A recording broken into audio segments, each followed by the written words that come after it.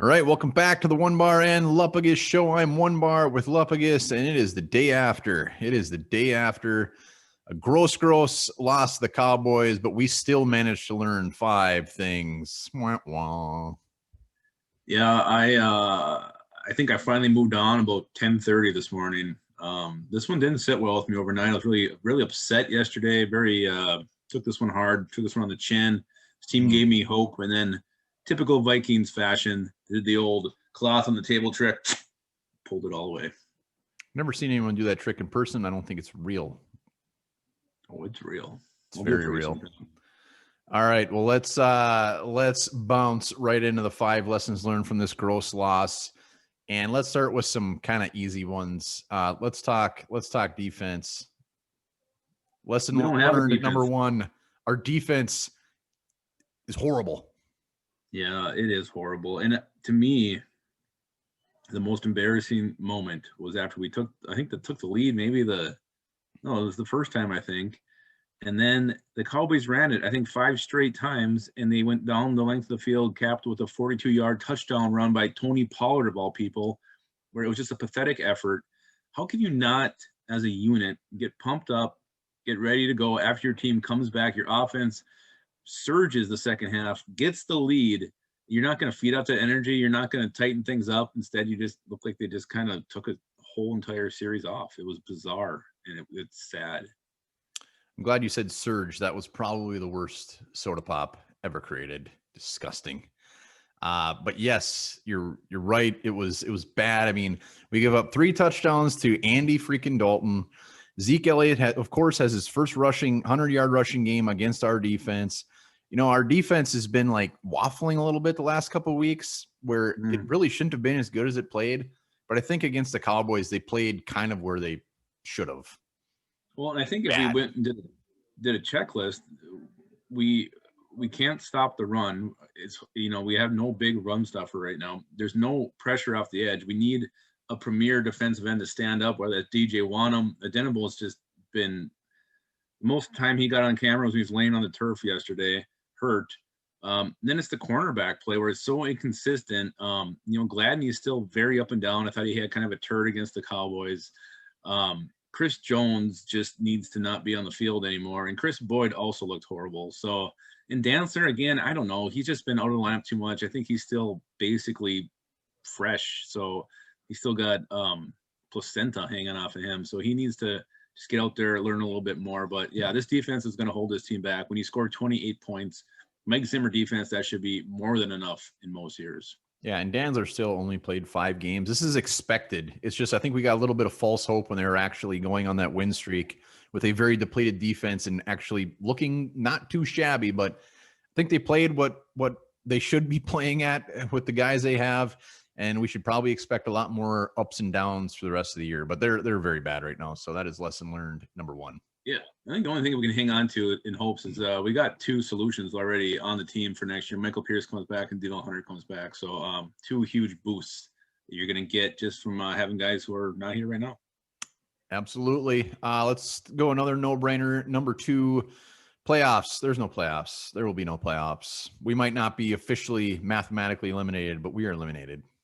And let's not kid ourselves. There probably wasn't any if we won this game either.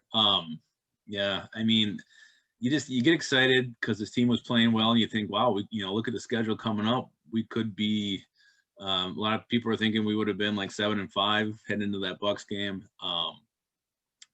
Who knows? Right now, you're looking at 8-8 at best, I think. So definitely no playoffs for the Minnesota Vikings this year, which is fine. We all know it. No more really believing and having high hopes, and that will lead to no heartbreak the rest of the year. All right. Next one, a return man, our punt returner, kick returner, KJ Osborne. They got to figure something out there because that is an absolute mess. Yeah. I haven't been very high in this guy since day one. I think you know that. I think anybody who watches their show knows that. I just don't see anything from him. No wiggle, no burst, no nothing. And then he's going to start muffing punts on top of it all. I was shitting my pants every time Dallas punted the ball or kicked off, and he was going to catch it, especially when there's a guy bearing down on him. It was, I think, worse than last year with Chad Beebe. Yeah, there's nothing worse than the guy you don't even know if he's going to catch the thing. It's terrifying every time they punt the ball to him. Yes, I'm sorry, I just had a meltdown. You swat your back. I think Osborne, the future for him is like a number 4-5 receiver. It is not returning kicks. Maybe they're just trying to get him in somewhere.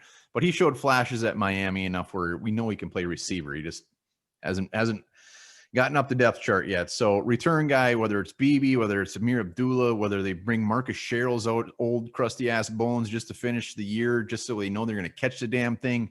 Anything but what they got now. Yeah, he just doesn't have anything there, and I would expect to see Chad Beebe, Amir Abdullah next week do it, and that would actually put my heart at ease. Well, Chad Beebe won't put me at ease, but at least it'll be something different. All right, number 4, our fourth lesson learned. Justin Jefferson. Justin Jefferson is actually human. He's human. He dropped it. He dropped a beautiful pass that could have led to a victory. Yeah, wide open. There's no one really within 15 yards of him. Doink. Yeah, he goes right off his hands. You can see he kind of turned his head as he was making the catch, thinking about how much yards he was going to get after the catch there. He catches that ball. He probably goes for, 15, 20 yards. Vikings first down. Keep moving the chains, getting down the field, and who knows what happens then. Vikings get at least in the field goal position potentially.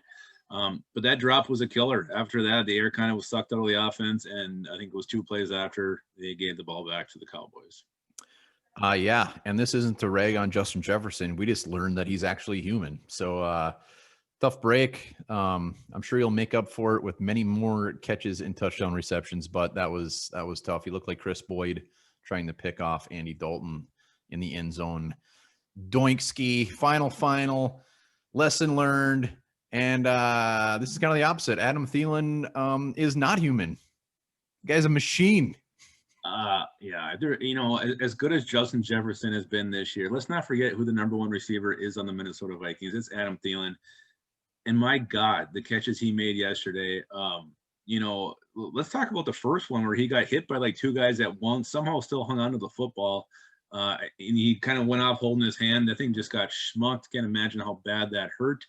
And then you get CeeDee Lamb making this crazy extended backwards dive, which was a thing of beauty in its own right. And then Thielen somehow makes that catch look like routine there with his diving one-handed thing in the back of the end zone. Unbelievable. This guy's playing on another level right now. Yeah, 30-year-old wide receivers shouldn't really be doing this, and he's making it look easy. And it's fantastic. He's got 11 touchdowns already on the year. That's already 2 more than his career high. He's barring now that he's on the COVID list, we'll see what happens, but there's no way he's not going to break 1,000 yards, ton of catches. He's just an absolute monster. And this team with Justin Jefferson and Thielen, they're pretty much the 2 options in the receiving game. They're not really looking anywhere else. Occasionally they'll dump it to the tight end, but that's pretty big because defenses are keying on Thielen, and he's still making them look silly. Yeah, I mean, the guy got a pass interference call, pulling on him, whatever, holding. He still makes the catch. He's got 2 guys on him. He still makes the catch. I think he can just catch anything. If you're Kirk Cousins, throw it anywhere in his vicinity, and chances are he'll come down with that football. He's just showing it. He's showing it a ton this season. He showed over the course of his career. So Adam Thielen, man, well done. Hats off to a fantastic receiver that we already know is fantastic, but just continues to prove us. Yuck. Put that back on. So those are our 5 lessons learned from the Cowboys debacle.